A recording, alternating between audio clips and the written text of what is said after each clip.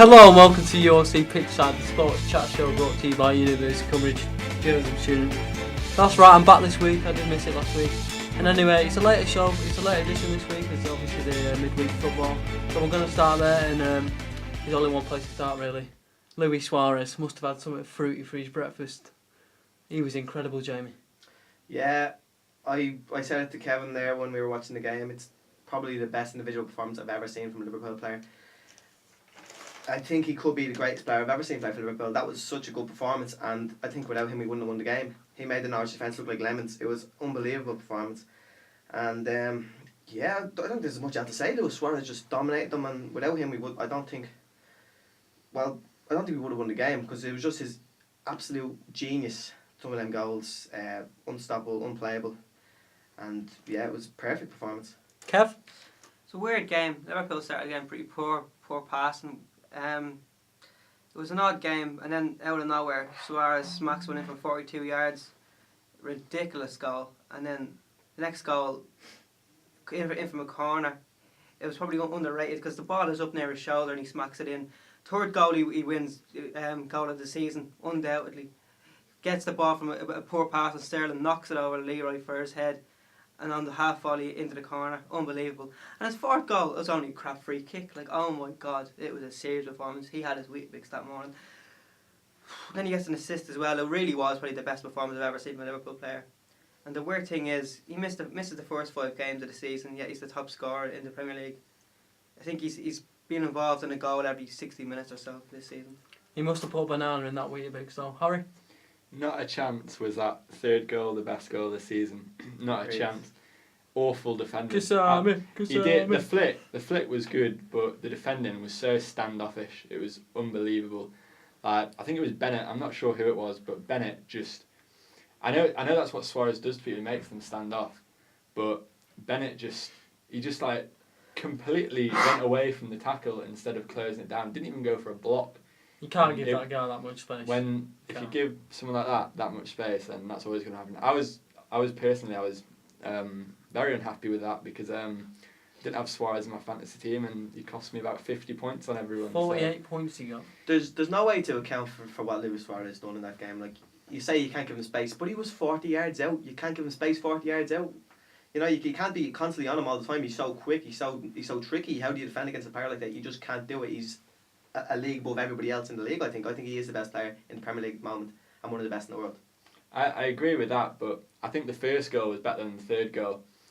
With the third goal, he's on a hat trick. Norwich know what he's doing to them. He's having them all over. So to then still stand off him like that it's unbelievable. It's a joke, to be honest. Is he not the first player to score 3 consecutive hat tricks against the one team?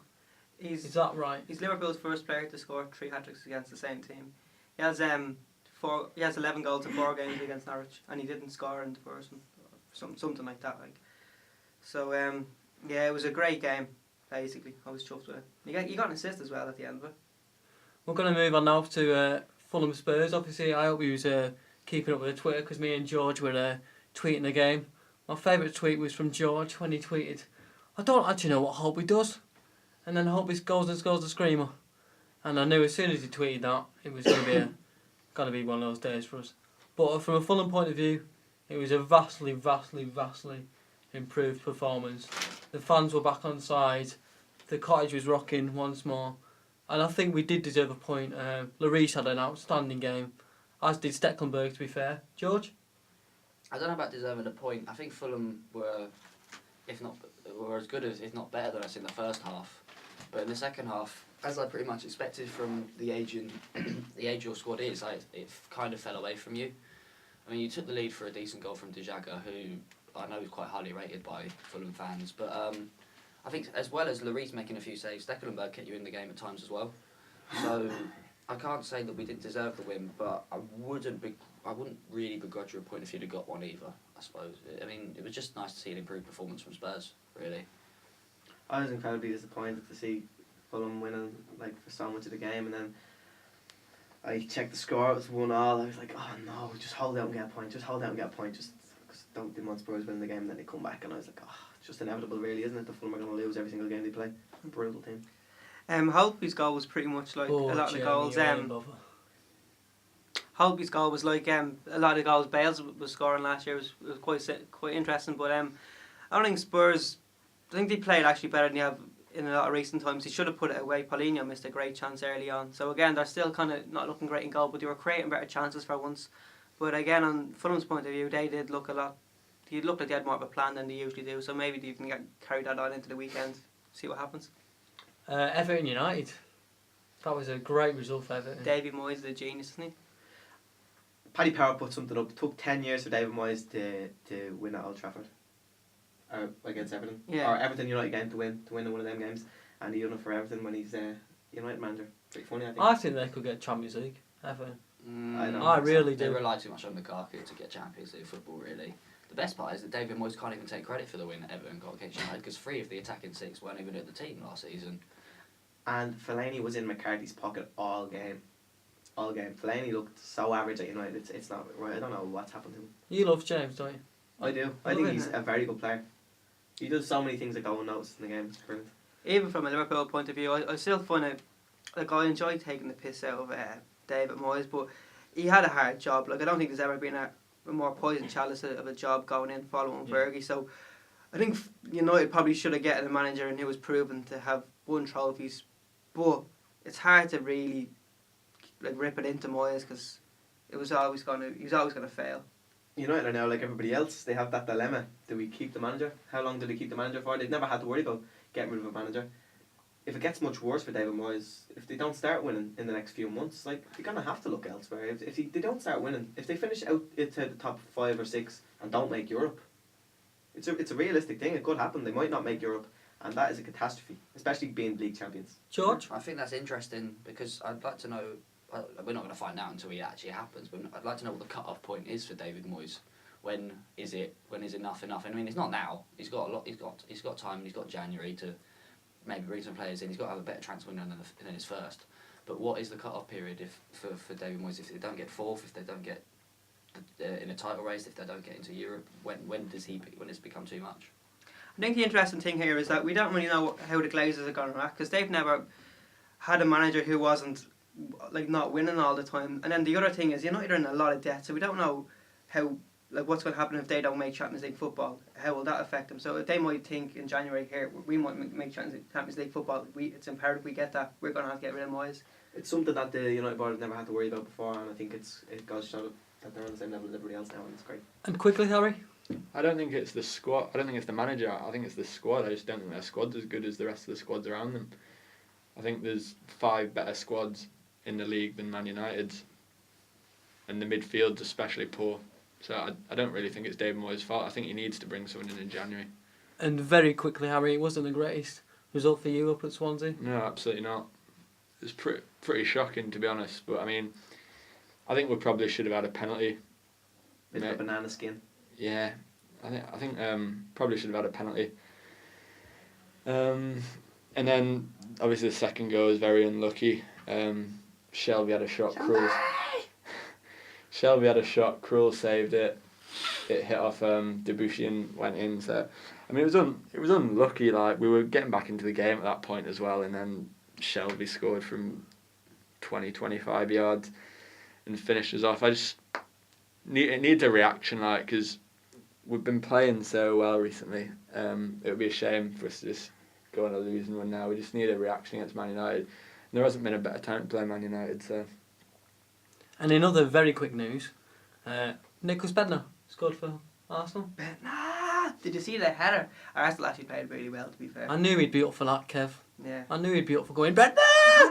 He was had to follow Shamak, not letting him get up ahead of him. I'm mad about Nicholas Bentner. Absolutely mad about him. He's one of my favourite players. Apparently he took a confidence test and got 11 out of 10. What a confident boy. And as we've been promising for weeks on weeks on weeks, we have been promising you this boxing versus MMA debate. And I can tell you that we've got it. And we're going to play it right now. I'm going to move on to corruption now. And there has been a lot of talk about that over the years in boxing especially. And I know where there's any sort of professional event, there always is corruption there. But it's obviously been well documented about boxing, and especially in the 40s and 50s with the mafia kind of owning a lot of the high class boxers and having a lot of say in what happens in the results of fights. What do you have to say to that, Martin? Well, yeah, there's Jake LaMotta, wasn't there? He was partly controlled by the mafia. I think he threw one fight, and it was that obvious that he was throwing the fight. I think he got knocked out in the 4th round, and the guy who was fighting, he was carrying him. But yeah, I think corruption, you're gonna get it anywhere. Like you hear of football matches that is thrown. Like cricket at the moment, I'd say cricket is the worst sport for it at the moment because you've got all the spot fixing and the match fixing that's going on because it's so easy to fix something in that sport. But yeah, and I also think another problem with boxing is promoters who are just in it for the money and like to bleed a fighter dry and then leave them on the floor once they've made the money out of him. People like Don King, like I absolutely despise the man. Like that fight, Muhammad Ali and Larry Holmes in what was it, 1980, 79, 80, it should have never happened because Muhammad Ali was in no state to fight then, and everybody knew that Larry Holmes would absolutely steamroller him, and Don King was the main man behind that fight, encouraging Ali to be part of it. I think it was a rare occasion where the challenger has been paid more than the champion. I think it's unfair scrutinising boxing like this, but because it's obviously been around a lot longer and there's obviously more cases of corruption. But I'm sure there has been cases in mixed martial arts. Oh well, there's a few, but the difference is that mixed martial arts, when you fight for the UFC, you fight for the UFC. You don't fight in any other promotion, which is different. With boxing, they have you can fight. They have a promoter for a boxer, right? Yeah. And they fight other fighters that are promoted by other promoters. But in the UFC, every fighter is promoted by the UFC. Yeah. Therefore, you're not gonna get mismatches as badly because the UFC have both fighters' interests in mind. But obviously, you do get mismatches, and there is Bellator, the other organisation in America. It's been argued that their CEO John Redney he's done a lot of things because he's compared to Dana White, the CEO of the UFC, who is a fan of boxing, became a boxer, and then went on to manage fighters, and then to run the UFC. John Rebney is a businessman. He's always been a businessman, and has argued that he has done a lot of his decisions based on business and not based on the fighters. And he has put in a few mismatches, a few 45-year-old fighters that should not even wear gloves, but he's putting them in against young up-and-comers to sort of boost the up-and-comers record. And there is corruption. I don't think it's anywhere near the level that there has been in boxing, but there is the threat of it. And we're back. I hope you enjoyed that. We really did enjoy that. It was very interesting, some things that came out of it. Right, we're going to move on to something that we've been trying to move on to for the duration of the shows that we're doing. The Rugby League World Cup. Obviously, the final was last week, I think, I can't remember. But Australia beat New Zealand quite convincingly. But the stats that came out of it, that's why we've got it on the show this week. The stats that came out of it were quite interesting. 450,000 people watched the whole tournament. But this is the interesting thing. 59% of the tickets that were bought for the duration of the tournament were bought from London and the South East. Now, traditionally, Rugby League is a very northern game. So when I read that on Sky Sports News, and Marky's nodding his head as well on the desk today, I was like, whoa, that's a big number. Because obviously there's only one Rugby League team in the South at the moment, London Broncos, which actually used to play at Cramer Cottage, believe it or not. It's pretty cool. Yeah. But they are pretty rubbish. I think they're bottom of the league. And being from Warrington, obviously, we're very well known for Warrington Wolves. Yeah. But I just found it amazing that amount of people from the south had bought tickets. I don't know what you think about that, George, seeing as you're only there. Well, I went to college right next to Twickenham Stadium, and I had a few mates that were rugby league fans and not rugby union fans. And in fact, they were rugby union fans, but they only played league. That was how it worked. In terms of the London Broncos, I went to a game when they were the Quins RL. Back then, still at the Twickenham Stoop, and they don't have two of the stands open, so it's still weird for me to hear that it's 59% because it's a weird. They weren't popular. They definitely weren't popular, and all the Quins RL fans that came were just rugby union fans that sort of I think they got free tickets with their season tickets or something like that. So it is and it isn't popular. I find it tough to find that 59% of people bought tickets from there. I mean. It's hard to find the link, really, with that. The thing that I thought as well when I saw it, which made me even more surprised, it was most of the games were in the northwest. Like I know the Warrington Wolves Stadium hosted quite a few of the games. I think Old Trafford hosted a few as well. The only way I could try and compute it in my head was when it was at Wembley, the semi-final and the final. Maybe the That might stats have- sort of twisted themselves through the But tick I sales just, of that. like I said, I just thought it was really interesting. We're now going back to football again. Brendan Rodgers came out after the Liverpool game and said Suarez is up there with some of the best Premier League players. Who do we think currently are the best Premier League players? Shola Amiobi. Brad Friedel. The melon head of Vincent Kompany. Shamak and Bettner double team. Now, in all seriousness, like striker wise, it's Aguero and Suarez are out on top. Midfielders, I don't know. There's actually not that many good midfielders at the moment. Don't know what the lads think. Strikers, Wayne Rooney. No. Yeah. Luis Yeah. Suarez is Yeah. better than Wayne If you're Rooney. doing a top 5, Rooney's probably third. But at the Wayne moment, Rooney I is think more I think the first inconsistent. two are far above the rest. Suarez and Aguero are above the rest. yeah. I would say Rooney on his day is as good as them, but it's just inconsistency. Yeah. But when you have your day as often as Luis Suarez does and Aguero does, I don't think you can have them. Yeah. You can have it on the same level. Like I think Suarez is better than Aguero myself as well. Mm. And like I said earlier on in the show, I think Suarez is right up there with the best in the world. I think he's definitely in the top 5 in the world. Yeah, like Suarez is in his prime at the moment. He's going 27. Aguero's only 23, 24. So you have to take that into account. Like Weren't people having this exact conversation about Robin van Persie last season? And nobody seems to be mentioning him in the top Yeah. 5 or anything of strikers at the moment. I don't know if it's just because he's injured. Yeah, well, that's how you view these things. Like it's the immediacy of it. At the moment, Suarez is in the best form. He's Oh yeah, Yeah. I'm not denying 13 that. at all. goals in 9 games. Harry? I'm just thinking back to when you bought Andy Carroll off us and you bought Suarez in the same window for less money. Yeah. Carroll was nearly double the amount we paid. Yeah, for Suarez. So it's got to show you. But We nearly bought Suarez and Bale together. We'd have sold him for 500 million to Real Madrid. That's the Yeah, what was it like? Your scout said he didn't want to buy him because he weren't sure he was good enough. I know Harry came out with it anyway. But the reason why Suarez so cheap is because he was on the back of a biting thing, as he usually does. He beat some guy in Holland. And now moving on to this weekend's football. Fulham have got Villa, Liverpool have got West Ham, Spurs have got Sunderland, and Newcastle have got Man United. So where do we want to start? Liverpool, like we always do.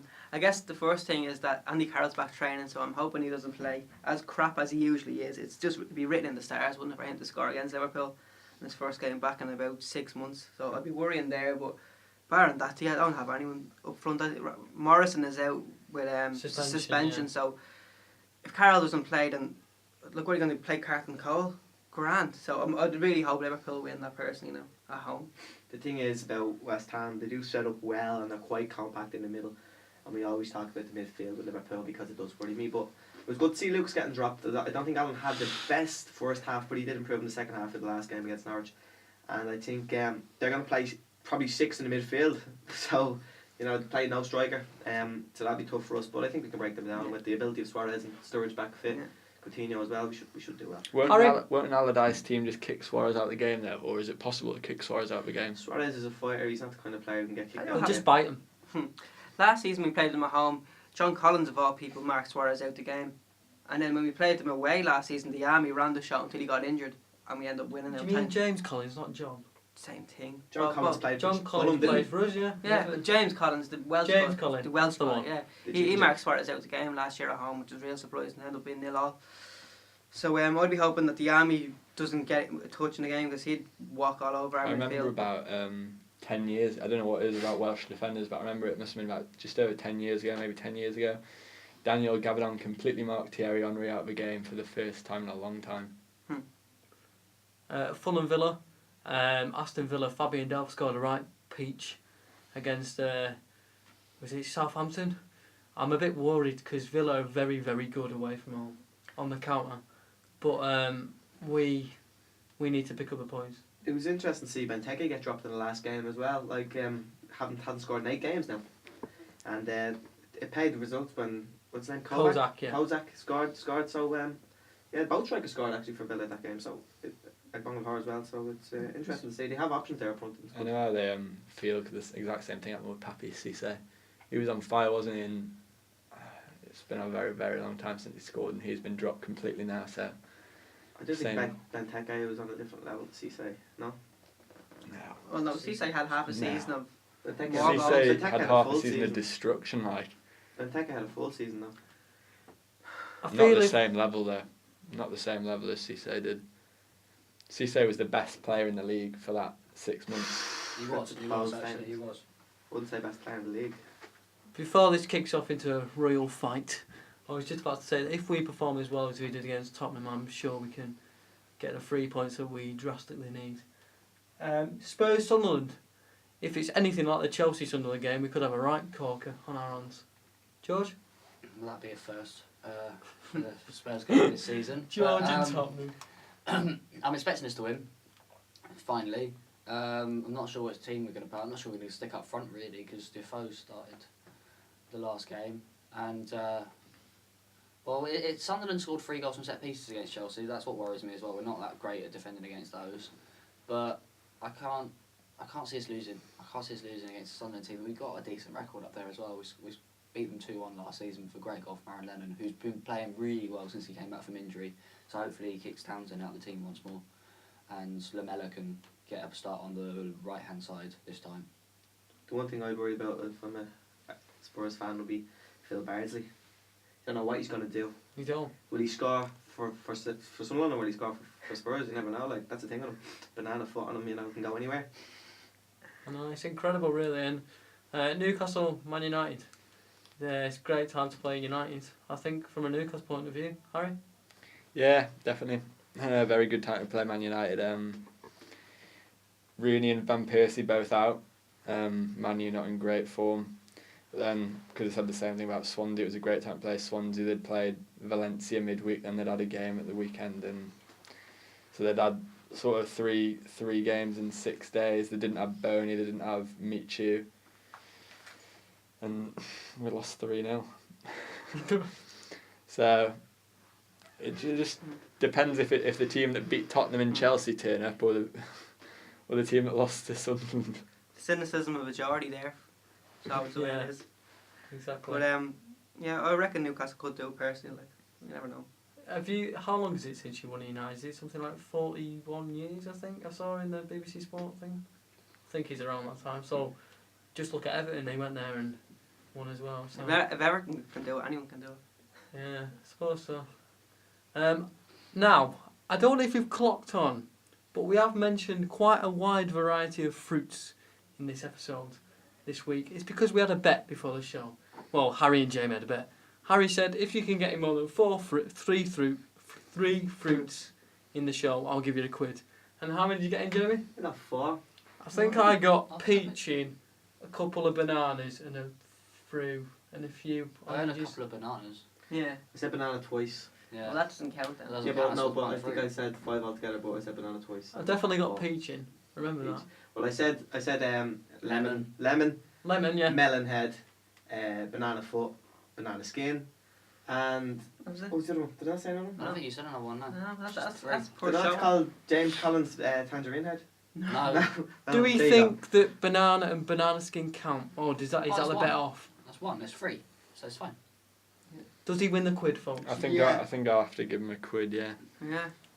So there you go. The quid has been won. Cherry on the top of the cake, that. George stole that from me. Well done, George. We'll see you next week.